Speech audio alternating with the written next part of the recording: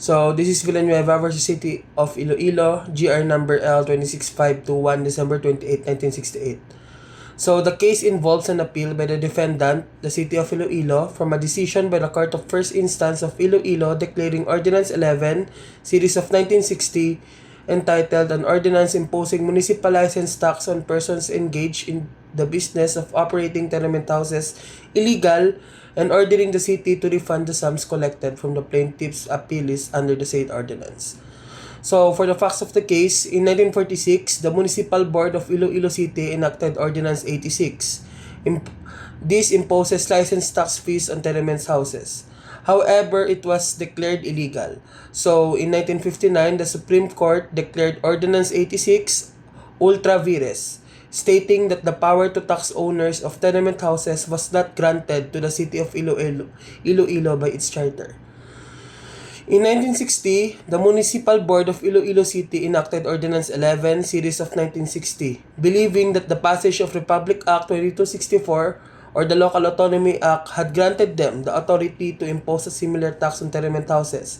So meaning, they reenacted the same ordinance, which is Ordinance 11, but it was before called the Ordinance 86, since nung napas yung Republic Act 2264, yung Local Autonomy Act, akala nila na binigyan sila ng kapangyarihan nito na makapag-impose ng similar tax on tenement houses. Then, the plaintiff appellees, owners of tenement houses, challenged the validity of Ordinance 11, Series of 1960, and filed a complaint in 1962, seeking to have the ordinance declared invalid and requesting a refund of the taxes collected.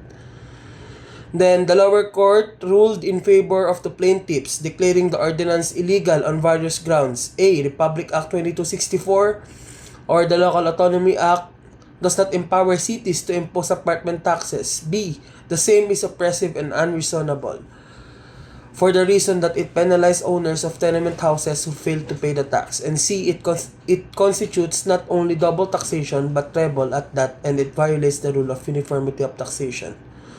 So, there are 5 issues I see in this case. Number 1 is, does Republic Act 2264 empower cities to impose taxes?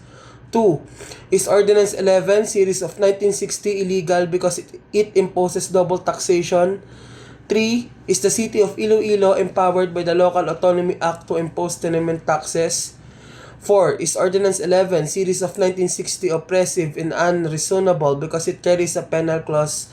And lastly, does Ordinance 11, Series of 1960 violate the rule of uniformity of taxation? So for the ruling, number 1, the court ruled that the tax imposed by Ordinance 11, Series of 1960 is not a real estate tax, meaning it is not meaning it does not impose double taxation. So the court ruled that Ordinance 11, Series of 1960 is not a real estate tax but a municipal license tax on persons engaged in the business of operating tenement houses. Therefore, there's no double taxation. It is not a double taxation as different type of taxes can be imposed on the same property or activity.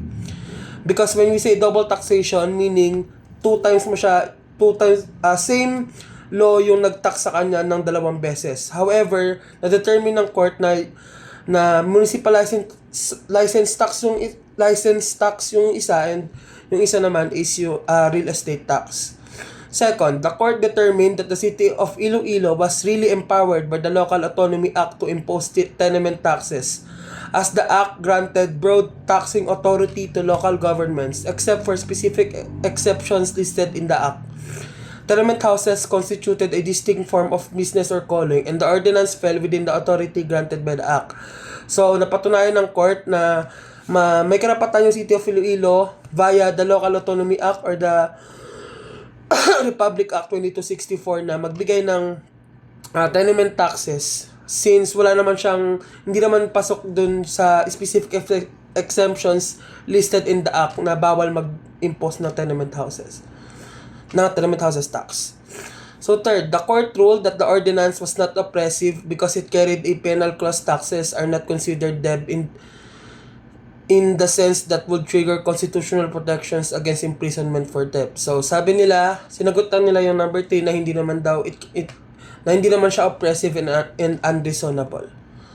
So, lastly, the court found that the ordinance did not violate the rule of uniformity of taxation because it applied equally and impartially to all owners or operators of tenement houses similarly classified or situated within the city. Kasi sabi nung mag-asawang Villanueva, sabi nila is sa ibang lugar daw na meron silang tenement houses, wala naman daw tax doon at that time.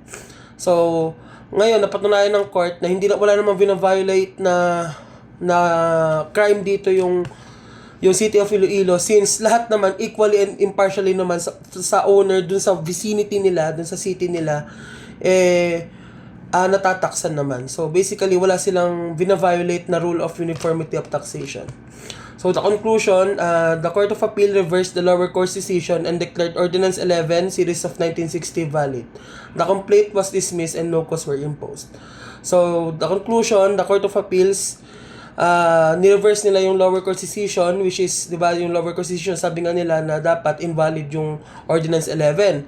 However, ni-reverse nila and then the complaint was dismissed, so walang nakuha pabalik yung mag-asawa. So, that's all. Thank you.